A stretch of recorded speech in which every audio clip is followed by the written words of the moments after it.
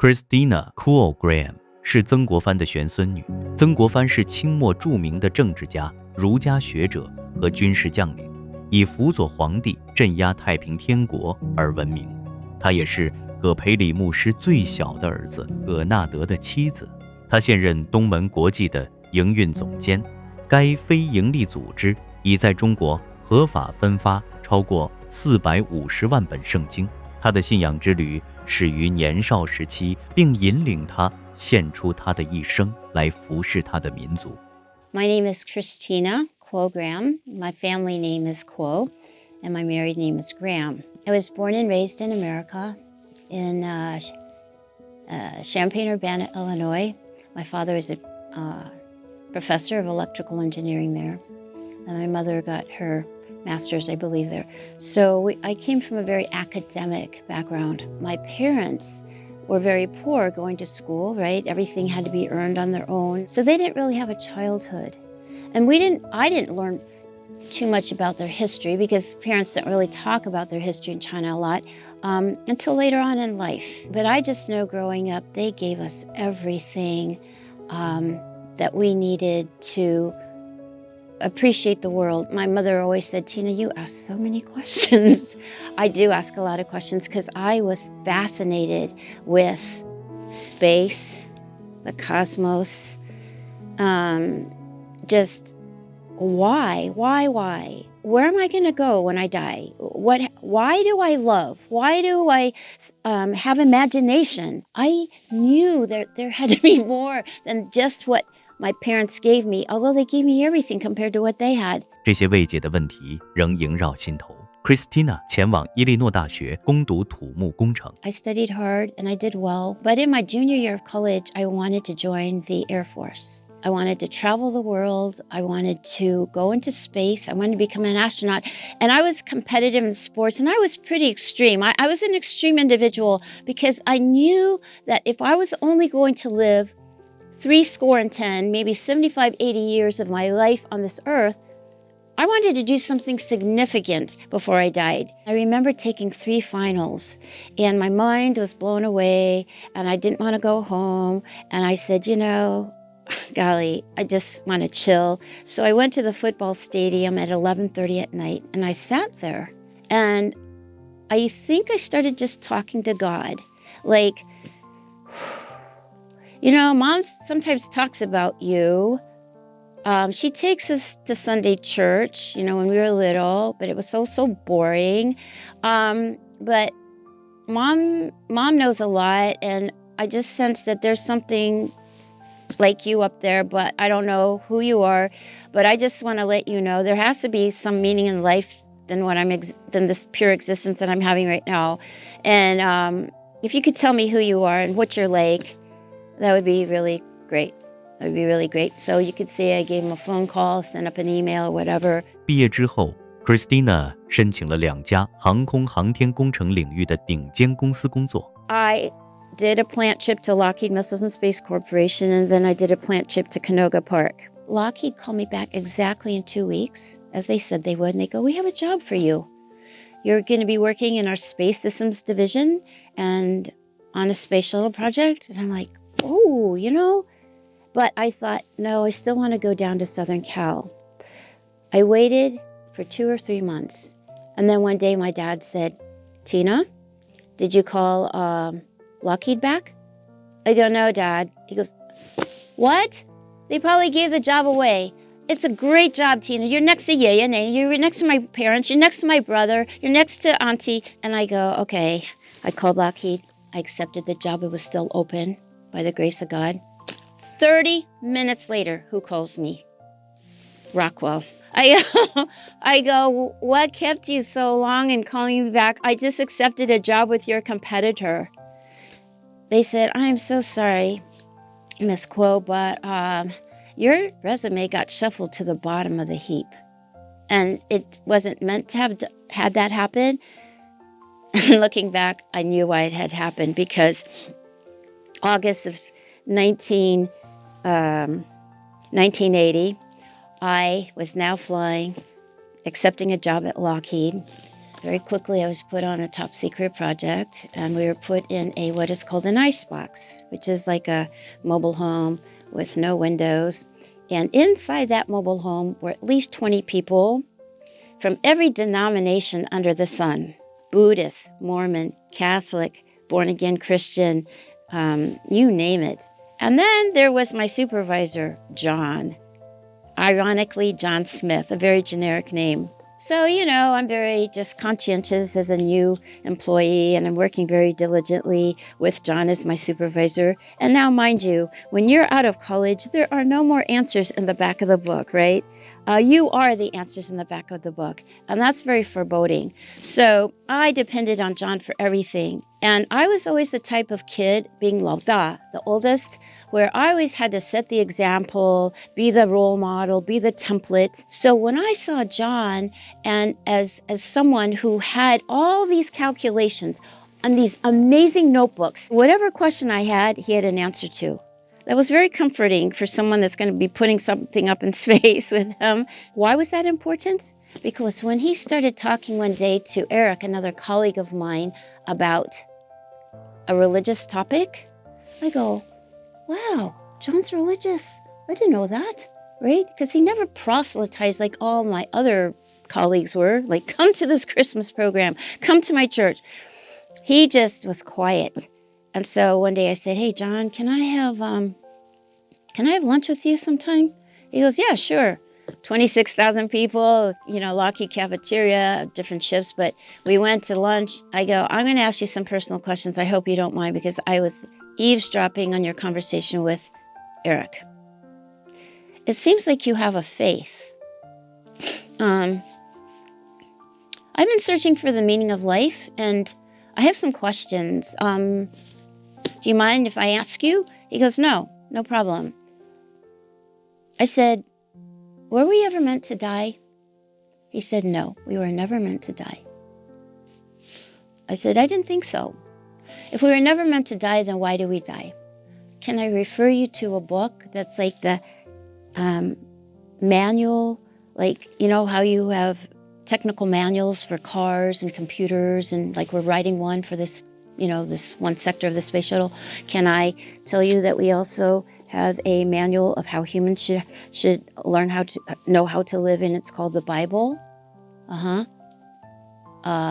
I go, yeah, my mom and dad had one in their library, but it kind of collected dust, and it was just something to have, right?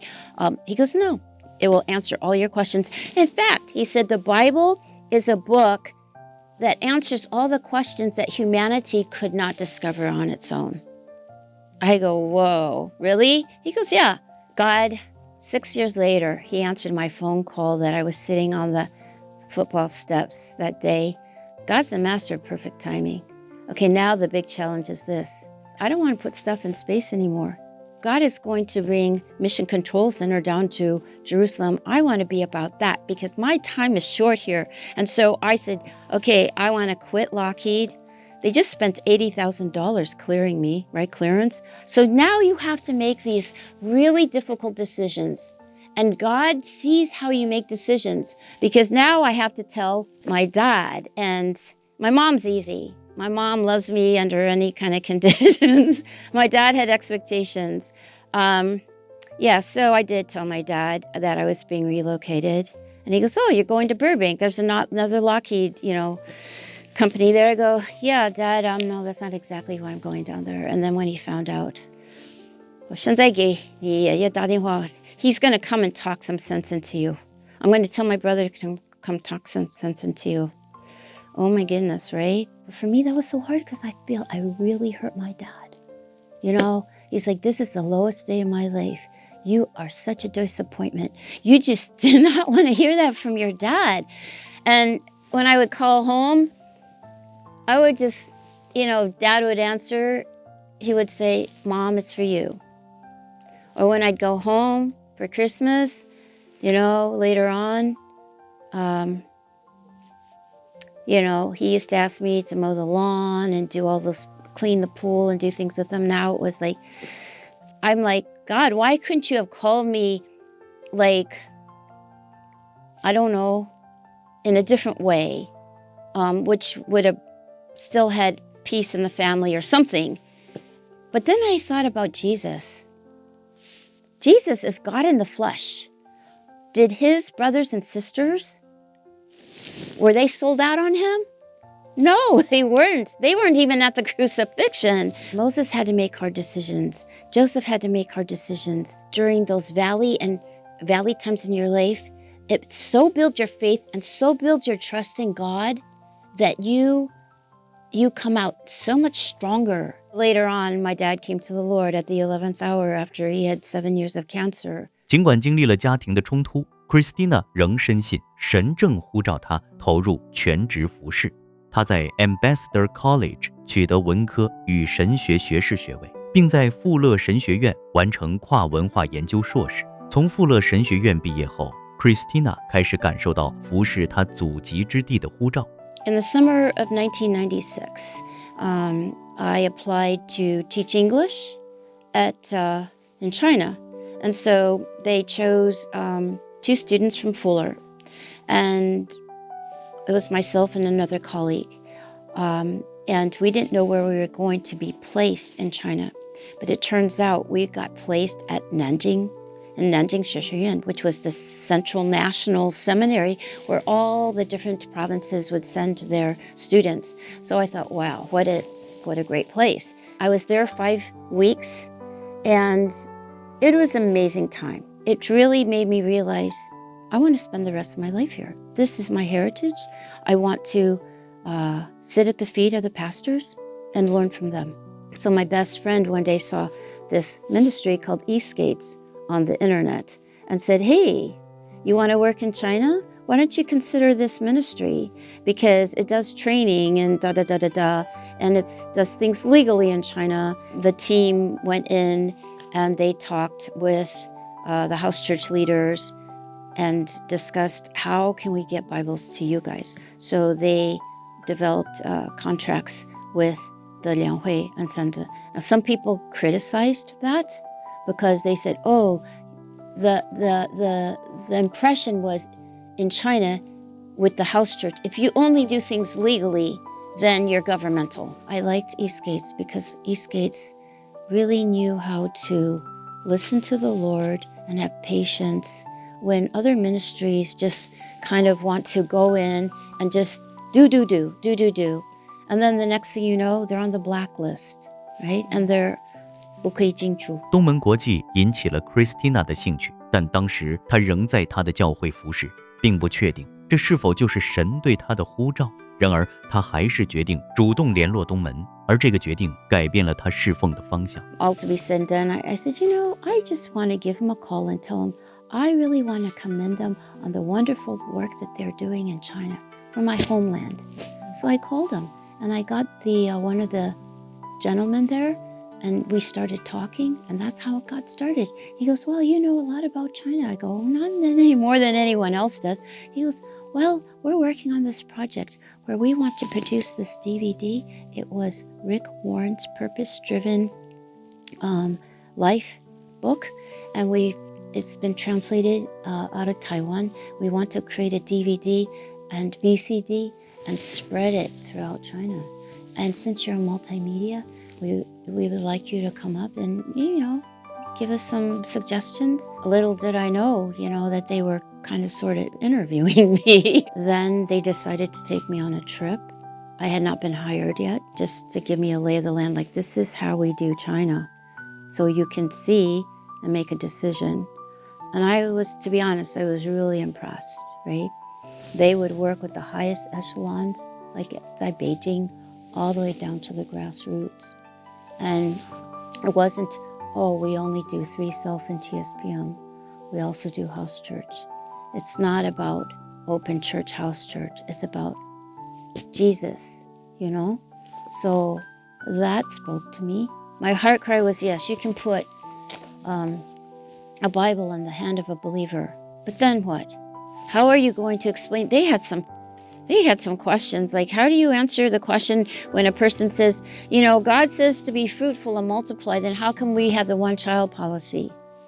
I mean, those are legitimate questions. If you send me to China to do training, I will serve you all And that was what I felt called to do. So that's how I kind of came. Christina 认为她对中国的热爱与负担源自父母对她的影响，而她也深深感受到曾国藩他的玄祖父所树立的榜样同样对她的侍奉产生了影响。 When you have parents that represent the best of what you believe China to be and can be, and they bring the best over, but they also marry it with the best of Western culture, and you see this beautiful bridge between East and West, and then you see the kingdom culture come on top of that and magnify what East and West was always meant to be. You're like, oh, this is beautiful.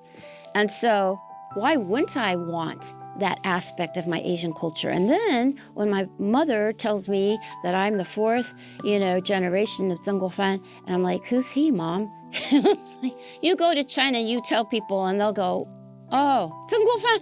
So we're going to meet this famous professor of Fuda. He said, you know what, I tell you, Rui, he goes, I think if you were to study your great-great-grandfather and read a lot of his Qing Dynasty annals and books, and you were to do your PhD on him, I think my theory is that I think if he had lived longer, he probably would have become a Christian. And I said, really? He goes, oh yeah, because this whole war was, 太平天国, is about the Bible. My great-great-grandfather had the opportunity to become emperor, but he thought long and hard about it, and he realized if I go that direction, it's going to be difficult for me to keep my Confucian values and ideology, and also I'm not going to be able to be all that I truly want to be as a human being, and so he turned down that power. After reading what some of the scholars have written about him, I guess his signature virtue is the fact that he raised a really good family. So to this day, when people ask me about missions, I think about my great-great-grandfather, and I say, the greatest mission, be it from the kingdom perspective, is in your own backyard. First, your greatest mission is your family. You can so be into trying to reap and sow the harvest that you believe that you neglect your family. And so in the Jewish context, they're not perfect either, but there's this main idea. You must have inner court ministry first before you have outer court. Yeah, you can go out and do all you want, but if your home is in shambles, I've been to many, many different Chinese churches, of course. So people say, oh, we need to do evangelism. We need to bring them. 欢迎你来. Okay, but as they start to get to know the church better, 请客 and all this kind of stuff, where are your kids? Is there joy? What is the real story other than the gospel? I'm not saying we're going to have perfect families, because even Jesus, right, his siblings are not all converted, but all I'm saying is that is where we must start. And it's probably the place where Satan attacks the most vicious. He goes first to the Garden of Eden. He goes first to home base. You can divide and conquer there. What's your testimony? So God is not about number. He'll go after one after 99. He'll go after one in a billion. In God's economy, one has an infinite worth. But we live in a culture now where it's just 多多多 做. It's not just about distributing 4.5 million Bibles legally. It's not just, doing these, working in the different 18 seminaries or putting mini libraries in all these different provinces. It's the relationship of, he is on WeChat and talking, helping people. That's ministry. That's ministry behind the scenes where you don't see the glitz and the, wow. And if Satan can't speed you up, he will slow you down. And he is speeding us up. He is dialing it up. And so he's making you feel like, oh, I'm not productive. I am not productive. Mother Teresa said, if you've just but done one thing in love, in God's love today, you have done enough.